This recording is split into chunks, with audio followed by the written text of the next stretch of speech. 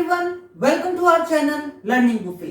आज इस वीडियो के अंदर हम कंप्लीट करेंगे हमारे class 12 chapter number 2 political science का द एंड ऑफ बाइपोलैरिटी।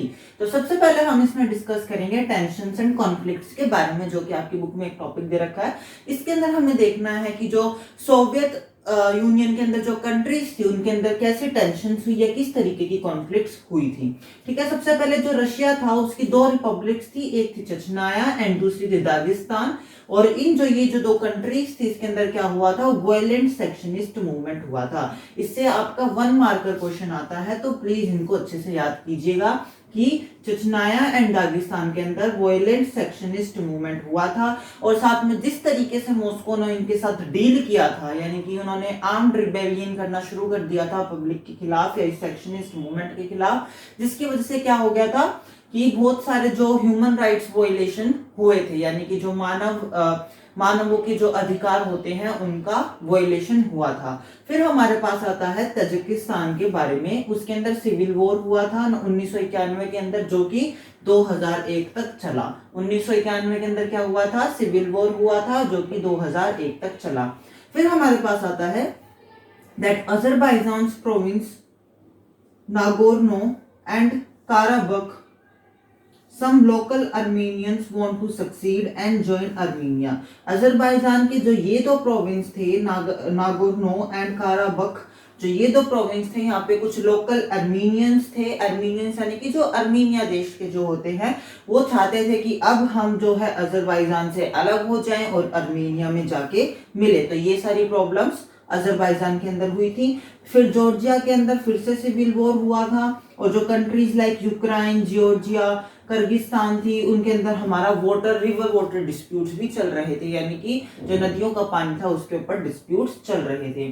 फिर हमारे पास आता है कि that central Asia was the zone of competition, कि जो सेंट्रल एशिया था वो जोन ऑफ कंपटीशन बन गया था, क्योंकि सेंट्रल एशिया के अंदर बहुत सारे नेचुरल रिसोर्सेज थे, जिसके कारण अमेरिका चाहता था कि उसके क्लोज टाइज हों सेंट्रल एशियन कंट्रीज के साथ। रशिया चाहता था कि उसके बहुत ज्यादा कि जो सेंट्रल एशियन रिपब्लिक्स है वो उसके इन्फ्लुएंस में, और चाइना भी बहुत ज्यादा इंटरेस्टेड था। अमेरिका ने क्या किया था, 2001 के अंदर बहुत सारा पैसा इन सेंट्रल एशियन रिपब्लिक्स की गवर्नमेंट को दिया था, जिससे कि वो अपनी मिलिट्री बेस इस्टेब्लिश कर सके इन कंट्रीज के अंदर, और साथ में वो एरोप्लेन्स को भी अलाउ कर सके कि वो उन देशों के अमेरिकन जो एरोप्लेन है उन देशों के ऊपर से गुजर सके, जो फाइटर प्लेन्स जो हम बोलते हैं। ठीक है, फिर हमारे पास आता है कि Russia want its own influence. Russia का मानना ये था कि जो सेंट्रल एशियन रिपब्लिक है वो रशिया के पास स्थित है, तो उन्हें रशिया की बातें माननी चाहिए, और वो रशिया के इन्फ्लुएंस, रशिया के वर्चस्व के अंदर होना चाहिए।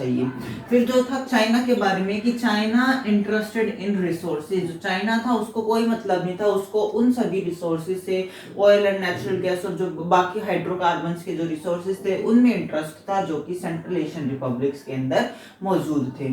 फिर हमारे पास आता है चेकोस्लोवाकिया, जिसके अंदर जो है हमारा दो पार्ट्स के अंदर टूट जाता है, एक होता है जिक्स और एक होता है स्लोवैक्स। ठीक है, 91 के अंदर जो यूगोस्लाविया था वो 4 कंट्रीज के अंदर टूट जाता है, 4 पार्ट्स के अंदर बिखर जाता है। First one was the Croatia, then it was the Slovenia, then Bosnia, then Herzegovina. ठीक है, तो इन 4 पार्ट्स के अंदर जो है वो यूगोस्लाविया बिखर जाता है। फिर हमारे पास आता है कि जो नाटो था, यानी कि जो हमारा अमेरिका के द्वारा जो एक सैन्य संधि या जो मिलिट्री अलाइनमेंट बनाई गई थी, वो जो है इंटरफेयर करता है, और साथ में जो यूगोस्लाविया के ऊपर जो बॉम्ब गिराया जाता है उसके बाद क्या होता है, इंटर एथनिक सिविल वॉर हो जाता है। इंटर का मतलब अंदर, यानी कि यूगोस्लाविया के अंदर एथनिक सिविल वॉर हो जाता है। ठीक है, एथनिक का मतलब होता है जो कि दो कम्युनिटी, यानी कि एक जैसे श्रीलंका के अंदर हुआ था कि जो सिंगलीज थे और जो तमिल थे उनके बीच में एक एथनिक कॉन्फ्लिक्ट चल रहा था, कि जो दो कम्युनिटी के लोग हैं कंट्री के अंदर वो आपस में लड़ रहे होते हैं, तो इस तरीके से वो इंटर एथनिक सिविल वॉर हो गया था। अब हमें बस 2 टॉपिक्स और पढ़ने हैं इस चैप्टर के अंदर। फर्स्ट इसकी जो इंडिया और जो यूएसएसआर थे, यानी कि जो सोवियत यूनियन थे उनके कैसे रिलेशंस थे, और जो अभी इंडिया एंड रशिया है उसके कैसे रिलेशन है। तो पहले हम देखते हैं इंडिया एंड रशिया के बारे में, कि इनके बीच में बहुत ही ज्यादा स्ट्रॉन्ग एंड गुड रिलेशन है दोनों कंट्रीज के बीच में। दोनों कंट्रीज एक दूसरे को बहुत ज्यादा सपोर्ट करते हैं इंटरनेशनल एरिना के अंदर भी, और साथ में एक दूसरे के साथ इकोनॉमिक एग्रीमेंट्स करते हैं, कल्चरल एंड ट्रेड एग्रीमेंट्स भी करते हैं, जैसे कि 80 बायलैटरल एग्रीमेंट एग्रीमेंट्स हुए हैं। बायलैटरल यानी कि दोनों तरफ से जो चीजें होती हैं, यानी कि 80 बायलैटरल ट्रेड एग्रीमेंट्स हुए हैं, यानी कि दोनों कंट्रीज के बीच में 80 ऐसे एग्रीमेंट हुए हैं जो कि ट्रेड के ऊपर डिपेंड करते हैं। फिर दोनों कंट्रीज का एक व्यू है कि हमें कलेक्टिव सिक्योरिटी की तरफ जाना चाहिए, यानी कि पूरे विश्व के अंदर, पूरे वर्ल्ड के अंदर सभी कंट्रीज को कलेक्टिव सिक्योरिटी यानी कि साथ में ही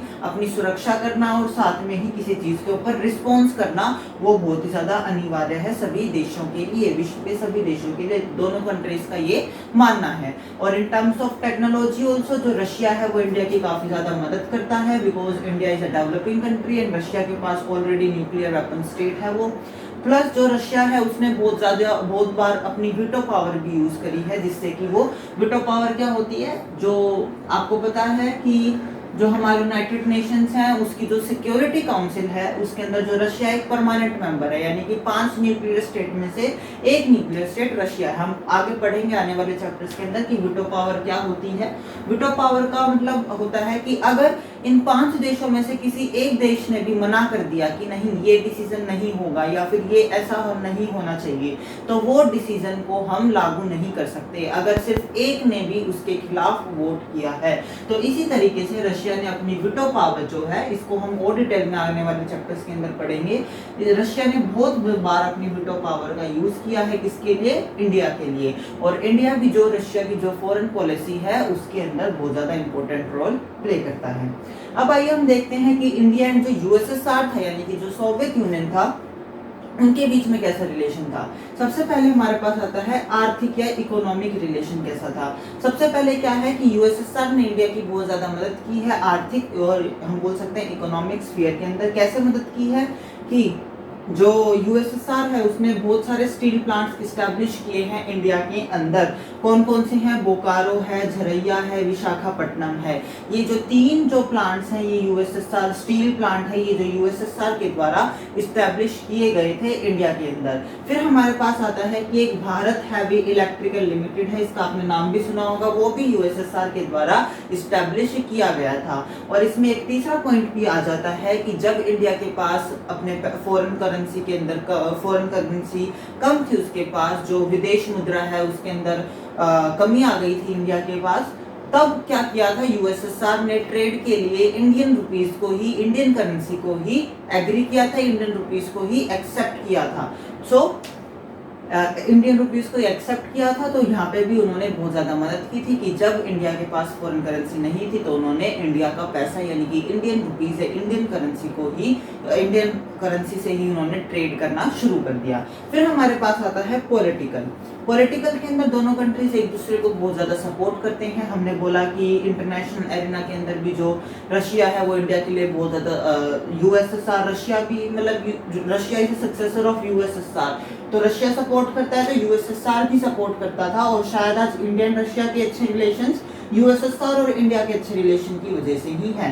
तो पॉलिटिकल के अंदर हम बोल सकते हैं जो यूएसएसआर है वो इंडिया का स्टैंड लेता था, जिससे कि जैसे कि मेनली तो वो पाकिस्तान के साथ जो कॉन्फ्लिक्ट होता था उसके ऊपर जो रशिया है वो यूएसएसआर जो है वो इंडिया का पूरा स्टैंड लिया करता था। साथ में 1971 के अंदर दोनों ने एक ट्रीटी ऑफ फ्रेंडशिप जो है वो साइन की थी 1971 के अंदर।